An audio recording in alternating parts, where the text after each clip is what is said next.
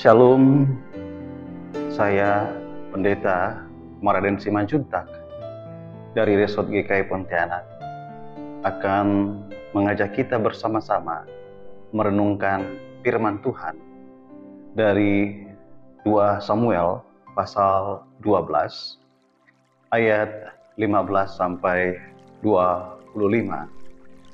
Namun saya hanya akan membaca ayat 24 bagian D sampai 25. Namun sebelumnya mari kita berdoa. Terima kasih untuk hari yang sudah Engkau berikan kepada kami hari ini Tuhan. Dan kami mengawali hari kami dengan merenungkan firman-Mu. Engkau yang berikan kepada kami hikmat dan pengertian, sehingga kami dapat mengerti dan memaknai firman-Mu. Dalam nama Yesus Kristus kami berdoa. Amin. Demikian sabda Tuhan. Lalu Daud memberi nama Salomo kepada anak itu. Tuhan mengasihi anak ini, dan dengan perantaraan Nabi Nathan, ia menyuruh menamakan anak ini Yedijah, oleh karena Tuhan. Saudara-saudari yang dikasihi oleh Tuhan Yesus Kristus, melalui nas yang sudah kita baca pada hari ini, saya mengajak kita untuk merefleksikan beberapa hal.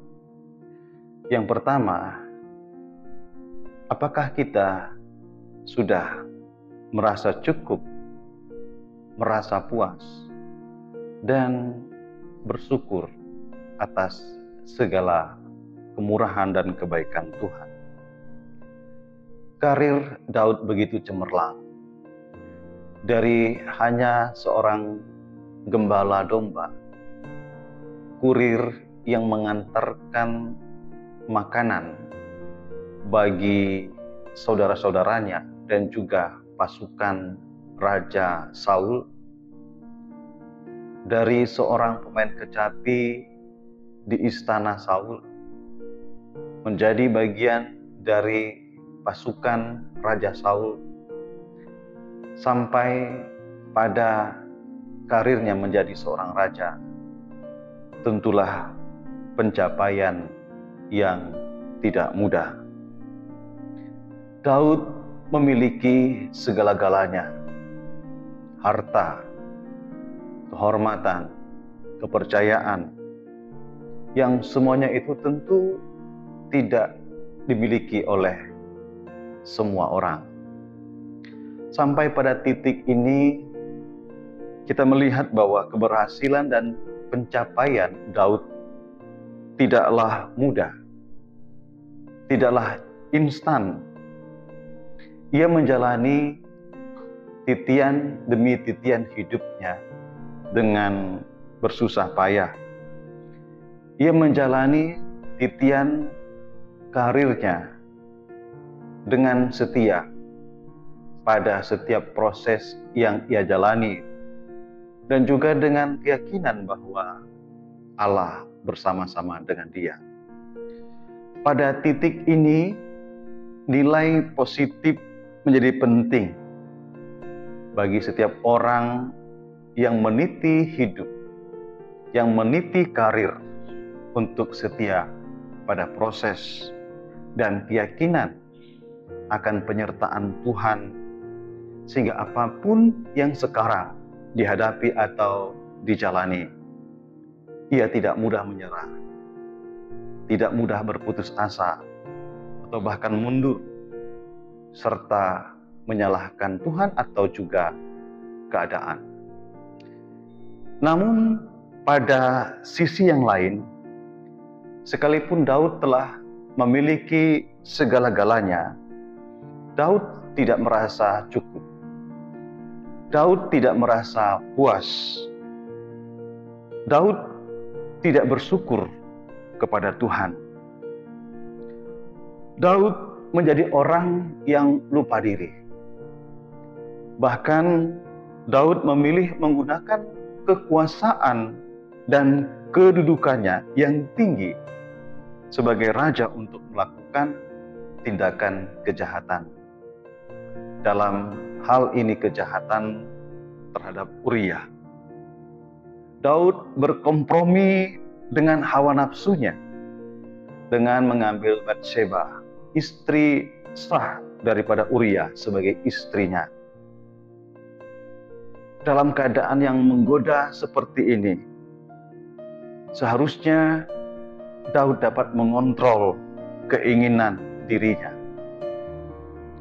Sikap yang tidak merasa cukup, sikap yang tidak merasa puas, pada hakikatnya adalah sifat manusia. Dan tentu ini menjadi tantangan, godaan juga bagi kita. Akan menjadi bijak jikalau seseorang dapat mengendalikan dirinya, mengontrol dirinya, serta memperlakukan hidupnya sesuai kebutuhan. Tuhan telah memberikan kepada Daud segala hal yang boleh dinikmati oleh Daud. Tuhanlah yang menjadi sumber berkat-berkat yang berkelimpahan bagi Daud. Tetapi Daud mengindahkan Tuhan. Daud menghina Tuhan dengan mengambil apa yang Tuhan tidak berikan untuk dia. Tuhan memberikan kepada setiap orang apa yang boleh dia nikmati di dalam Tuhan. Itulah sebabnya mengapa Tuhan melarang pencurian. Itulah sebabnya mengapa Tuhan melarang siapapun mengingini milik sesamanya. Tuhan sudah memberikan kepada setiap orang apa yang boleh dia nikmati dalam Tuhan. Kedua, ada kemauan untuk menerima teguran dan menerima teguran. Dibutuhkan keberanian dan cara untuk menyampaikan teguran dan peringatan kepada seorang yang telah melakukan pelanggaran atau kesalahan. Apalagi kalau dia adalah sosok yang berpengaruh.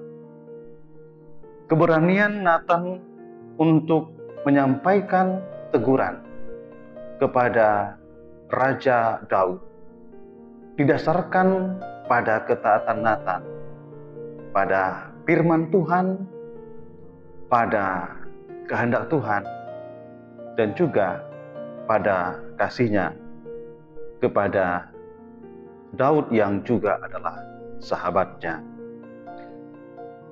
Terkadang Tuhan memakai seseorang untuk menegur kesalahan orang lain. Tentu dalam terang ini kita mesti melihat bahwa teguran yang diberikan kepada kita itu sesungguhnya berasal daripada Allah, dan teguran itu adalah kasih Allah dan kasih sahabat kita yang menegur kepada kita. Dan mari kita melihat setiap teguran kepada kita sebagai bentuk kasih kepada kita. Yang ketiga, pilihan untuk menerima atau menolak teguran itu akan sangat berpengaruh kepada hidup kita. Ketika Nathan menyampaikan teguran kepada Raja Daud, Daud merespon teguran itu, dan Daud mau diubahkan oleh Tuhan melalui teguran ini.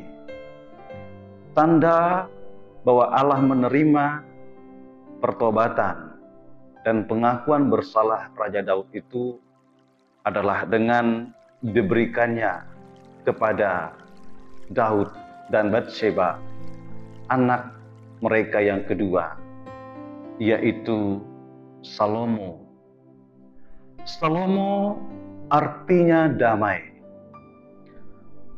Allah mau dan telah mengadakan pendamaian dengan Daud serta Batsheba yang telah berdosa. Inilah cara Tuhan yang sangat sulit untuk dipahami dan berbeda dengan dalil-dalil yang seringkali manusia pikirkan. Tetapi sekali lagi, inilah cara Tuhan yang Ia pakai untuk menerima pertobatan dari setiap orang-orang yang mau bertobat. Kelahiran Salomo yang nanti akan mendirikan bait Allah juga adalah tanda dari kelahiran Yesus Kristus yang adalah Raja Damai yang sejati. Allah berinkarnasi menjadi manusia di dalam darah dan daging yang penuh dengan kelemahan karena dosa, lewat perempuan yang bernama Maria dan perempuan seperti Batsheba yang terkena benih dosa Adam, dan walaupun kelahirannya dalam kondisi masih perawan. Yesus Raja Damai mendamaikan manusia yang berdosa, seperti Daud dan Batsheba kepada Allah. Dalam Kolose pasal 1 ayat 19-20, firman Tuhan berkata, "Karena seluruh kepenuhan Allah berkenan di dalam Dia, dan oleh Dialah Ia memperdamaikan segala sesuatu dengan dirinya, baik yang ada di bumi maupun yang ada di surga, sesudah Ia mengadakan pendamaian oleh darah salib Kristus." Tanda yang kedua adalah Tuhan menyuruh Nabi Nathan untuk diberikan nama Yedija. Yedija berarti kekasih Tuhan. Tuhan mau menunjukkan kepada Daud dan Batsheba bahwa Tuhan sangat mengasihinya, sekalipun telah berbuat dosa yang besar.